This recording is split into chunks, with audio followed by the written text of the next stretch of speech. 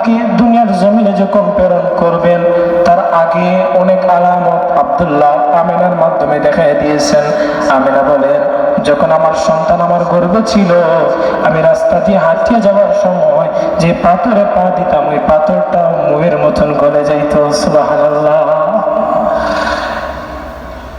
ইমাম নুরউদ্দিন হাইসামি মাজমাউজ জাওয়াইদ ওয়া মানবাউল ফাওয়াইদ কিতাবের মধ্যে বয়ান করেন, আল্লাহর রাসূল সাল্লাল্লাহু আলাইহি ওয়াসাল্লামের দরবারে একজন সাহাবী আসলেন।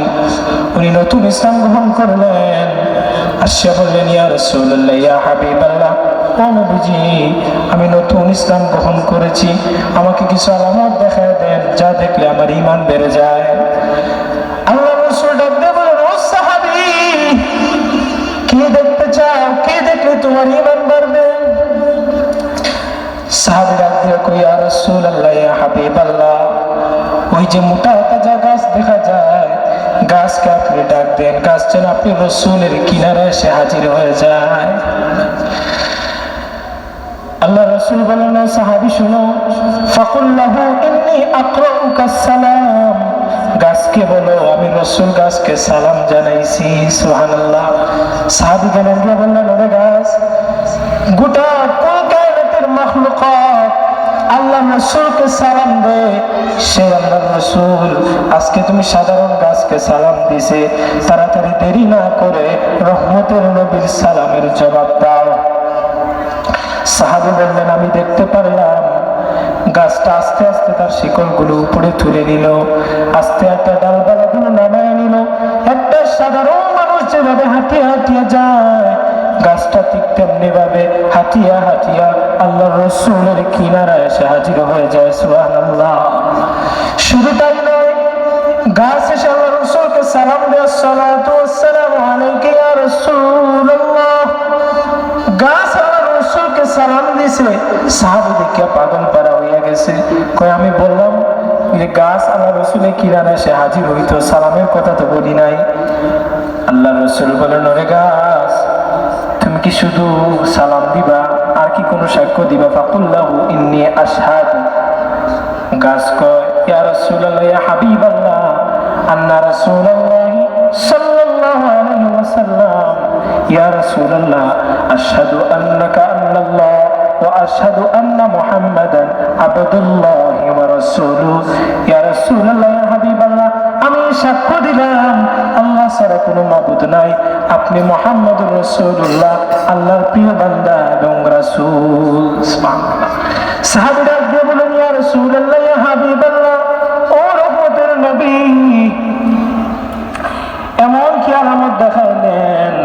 তাড়াতাড়ি গাছকে বলেন, গাছ যেন তার আগের জায়গায় চলে যাইতে, আমি যে ঈমানের জন্য আসছিলাম আমার ঈমান বেড়ে গেছে, কিয়ামতের আগ পর্যন্ত আমার ঈমানের আর কোনো কমতি হবে না। আল্লাহ রাসূল বললেন, সাহাবী যাও, গাছকে বলো গাছ যেন তার আগের জায়গায় চলে যাইতো। গাছটা ঠিক কেমনি ভাবে মানুষের মতো হাঁটিয়া হাঁটিয়া তার আগের জায়গায় চলে গেছে। বাইরা আমার, একটা সাধারণ গাছ আল্লাহর রাসূলের রিসালাতের সাক্ষ্য দিছে। সুবহানাল্লাহ। শুধু তাই নয়, ইমাম ইবনে নাসির উদ্দিন দামেশকি জামিউল আসাফি মাউলিদিন নবীল মুখতার কিতাবের মধ্যে উনি বয়ান করেন, অসংখ্য কিতাবের মধ্যে হাদিস আছে, উনি বয়ান করেন আল্লাহ রাসূল যে খাটের উপর দাঁড়াইয়া খুতবা দিতেন, ওইটা শুধু মিম্বর ছিল না, ওইটা ছিল একটা মরা খেজুর গাছ।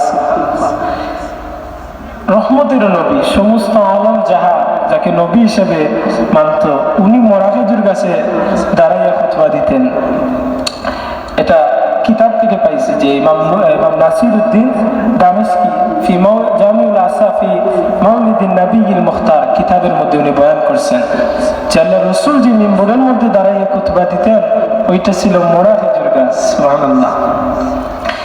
আল্লাহ রাসূল খুতবা দিতেছেন, কোন কোন কিতাবে পাওয়া যায় একজন মহিলা সাহাবী, কোন কোন কিতাবের মধ্যে পাওয়া যায় একজন পুরুষ সাহাবী।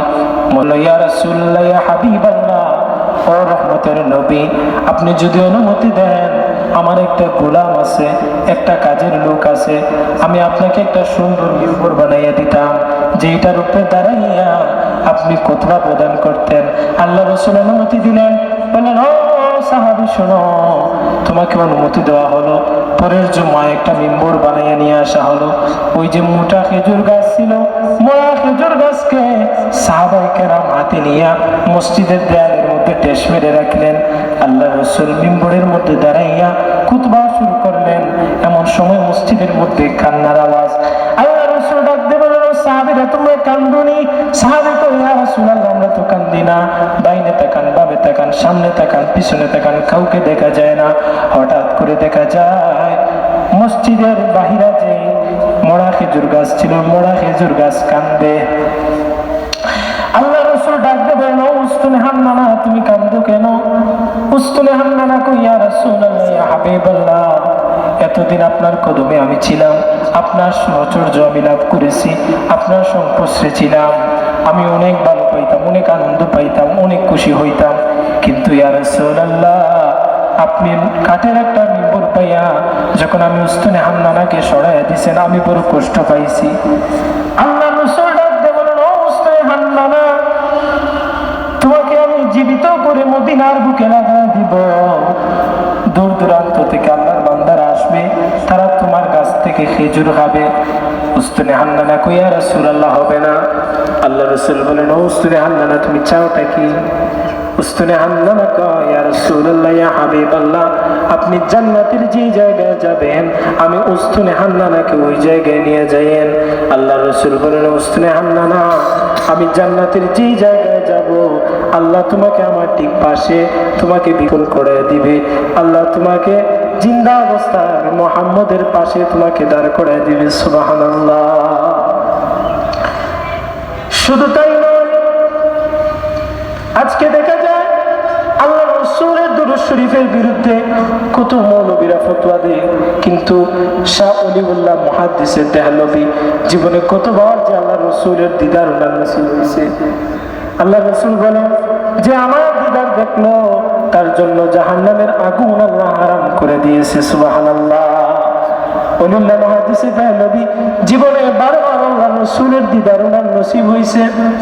উনি বলেন, আমি একবার আল্লাহ রাসূলের রওজার পাশে গিয়ে দাঁড়াইলাম, আর দেখ আল্লাহর বান্দারা আল্লাহ রাসূলের শানে কসিদা পাঠ করতেছেন। আল্লাহ রাসূলের রওজার পাশে দাঁড়াইয়া আমি ওলিউল্লাহ দেখতে পারলাম, আসমান থেকে যেভাবে জমিনের মধ্যে বৃষ্টি হয়, ওইভাবে রহমতের বৃষ্টি তাদের উপরে পড়তেছে।